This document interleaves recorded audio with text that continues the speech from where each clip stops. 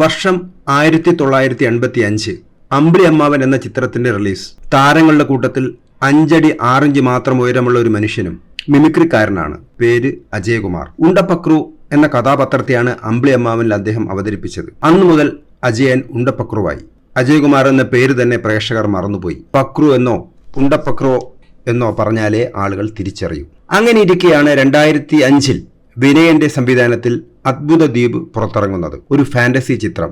ദ്വീപിലെ പുരുഷന്മാരെല്ലാം പൊക്കം കുറഞ്ഞവർ, സ്ത്രീകളാണെങ്കിൽ സാധാരണ രീതിയിൽ ഉയരമുള്ളവർ. പൊക്കം കുറഞ്ഞ 300-ലധികം ആളുകളാണ് അത്ഭുത ദ്വീപിൽ അഭിനയിച്ചത്. ചിത്രത്തിലെ നായകനായി വിനയൻ തെരഞ്ഞെടുത്തത് പക്രുവിനെ. പക്രുവിന്റെ കരിയറിലെ വഴിത്തിരിവായി അത്ഭുത ദ്വീപ്. അന്നുവരെ കോമഡി കഥാപാത്രങ്ങൾ മാത്രം ചെയ്തിരുന്ന പക്രുവിനെ തേടി ക്യാരക്ടർ വേഷങ്ങൾ എത്തിത്തുടങ്ങി. മാത്രമല്ല, ഗിന്നസ് ബുക്കിലും ഇടം പിടിച്ചു പക്രു.